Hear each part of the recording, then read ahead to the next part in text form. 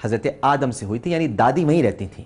حضرت آدم سراندیپ میں تھے، سری لنکا میں تھے، وہ وہاں سے آئے اور حضرت حوا وہیں پر تھیں. لہٰذا جس مقام پر وہ تھیں اسے جدہ کہا جاتا ہے، دادی کی جگہ. دادیوں کو نہیں بھلایا گیا.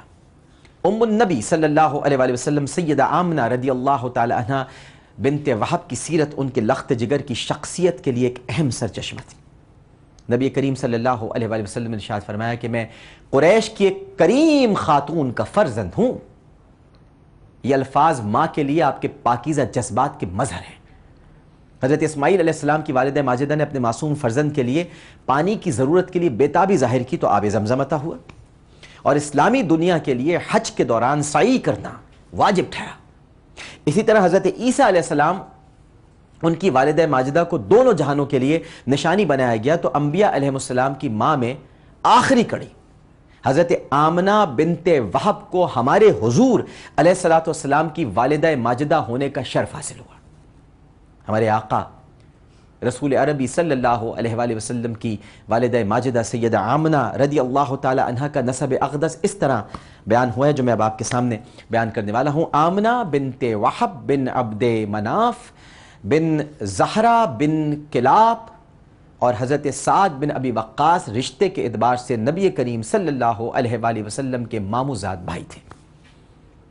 روایت یہ بھی ہے ناظرین کرام کہ غزوہ احد میں رسول کریم صلی اللہ علیہ وآلہ وسلم کی حفاظت میں پہلا تیر آپ کے ننیحال کے رشتہ دار یعنی حضرت سعد بن ابی وقاص نے چلایا، اور غزوہ بدر میں جب ان کے پاس تیر ختم ہو گئے تھے تو نبی کریم صلی اللہ علیہ وآلہ وسلم ان کو میدان بدر سے تنکے اٹھا اٹھا کر پکڑانے لگے اور فرماتے تھے کہ میرے ماں باپ تم پر فدا. یہ صرف حضرت سعد بن ابی وقاص کے لیے رسول اللہ نے کہا ہے. کیوں کہا ہے؟ کیونکہ یہ ننیالی رشتہ دار تھے. ایک نسبت ہے، ایک نسبت ہے. اور یہ حضرت سعد بن ابی وقاص رضی اللہ تعالی عنہ کی محبت ہی تو تھی، مگر دراصل یہ اپنی عظیم المرتبت ماں کی نسبت سے ملنے والے ایک رشتے کا بے پناہ احترام بھی تھا. دیکھیے ہر ایک غلام سرکار کے لیے کہتا ہے، کیا کہتا ہے؟ فدا کا ابی و امی یا رسول اللہ، میرے ماں باپ آپ پر قربان. مگر سرکار اپنی ماں کی مقدس نسبت سے عطا ہونے والے ایک رشتہ دار کی محبت میں فرما رہے ہیں کہ فدا کا ابی و امی. اور یہ تاریخ اسلام میں پہلا موقع تھا کہ جب نبی کریم صلی اللہ علیہ وآلہ وسلم نے کسی کے لیے اس طرح کے پیار بھرے جملے ادا فرمائے. بی بی آمنہ رضی اللہ تعالی عنہ خوش قسمت ترین ماں، اور جناب عبداللہ خوش قسمت ترین باپ تھے رضی اللہ تعالی عنہ. ان کی قسمت پر بنی نوع انسان ہمیشہ رشک کرتی رہے گی. خالق کائنات نے اپنے حبیب کی نسبت سے جو مرتبہ ان کو عطا کر دیا، اب وہ دنیا کے کسی اور ماں باپ کو نہیں مل سکتا. یہ مقام، یہ مرتبہ، یہ فضیلت، یہ بزرگی بس ان سے مخصوص ہو کر رہ گئی. سیدہ آمنہ رضی اللہ تعالی عنہ نے فرمایا تھا کہ ہر زندہ مرے گا اور ہر نئی چیز پرانی ہوگی، ہر بڑے سے بڑا بھی فنا ہوگا، میں بھی مر جاؤں گی مگر میرا ذکر باقی رہے گا، کیونکہ میں نے خیر عظیم کو چھوڑا ہے اور میں نے طاہر و طیب کو جنم دیا ہے. نبی کریم صلی اللہ علیہ وآلہ وسلم کی ولادت پر عبد المطلب کی ناقابل بیان مسرت کے بارے میں وہب بن زمعہ کی پھپھی کہتی ہیں کہ جب آپ صلی اللہ علیہ وآلہ وسلم کی ولادت ہوئی تو اس وقت آپ کے دادا حضرت عبد المطلب حتیم میں اشراف قریش کے ساتھ بیٹھے تھے. انہیں یہ خوشخبری وہیں سنائی گئی جسے سن کر وہ خوشی سے نہال ہو گئے، اور اچانک صبح کی پہلی کرن ہستی ہوئی آئی اور مبارکباد کہہ کر یہ خبر دادا کو پہنچائی کہ رحمت نے تیری سوکھی ہوئی ڈالی ہری کر دی عبد المطلب.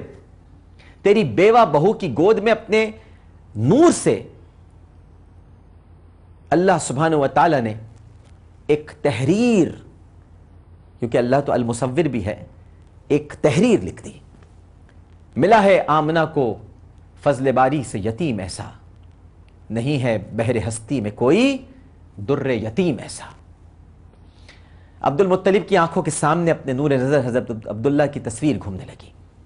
علامہ ابن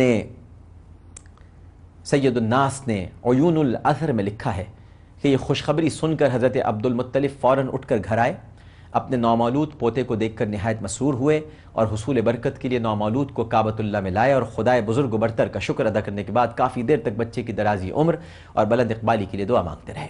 فتح الباری میں علامہ ابن حجر اسقلانی لکھتے ہیں کہ آپ صلی اللہ علیہ وآلہ وسلم کی ولادت باسعادت کے 7ویں دن عبد المطلب نے آپ صلی اللہ علیہ وآلہ وسلم کا عقیقہ کیا اور خوشی کے اس موقع پر تمام قریش کو مدعو کیا اور نومولود کا نام محمد رکھا صلی اللہ علیہ وآلہ وسلم۔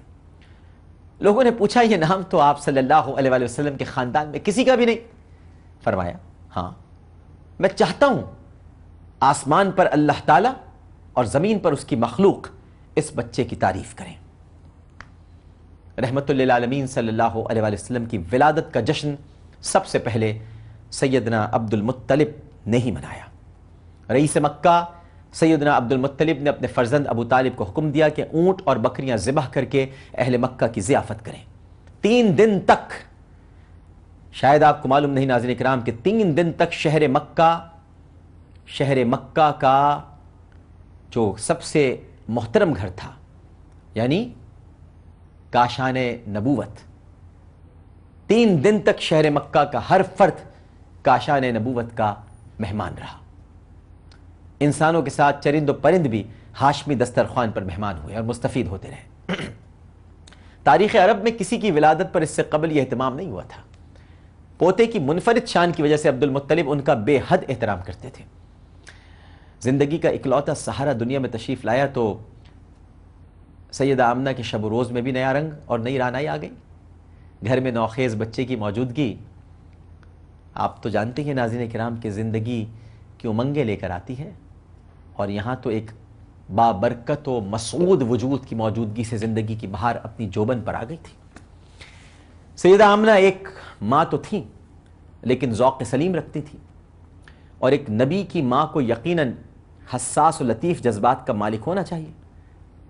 کم سن محمد صلی اللہ علیہ وآلہ وسلم ہر وقت ایک تر و تازہ پھول کی طرح دکھائی دیتے تھے۔ اس دور کے بچے مٹی میں لتھڑے ہوئے اور آنکھیں کیچڑ سے بھری ہوتی تھی، لیکن نوخیز محمد صلی اللہ علیہ وآلہ وسلم کے بالوں میں نہ کبھی خشکی و بے ترتیبی نظر آتی تھی اور نہ آنکھوں میں معاذ اللہ گندگی ہوتی تھی۔ ہمیشہ صاف ستھرے اور پاک و صاف ہوتے تھے، کیونکہ پاک ہیں، طیب ہیں، طاہر ہیں۔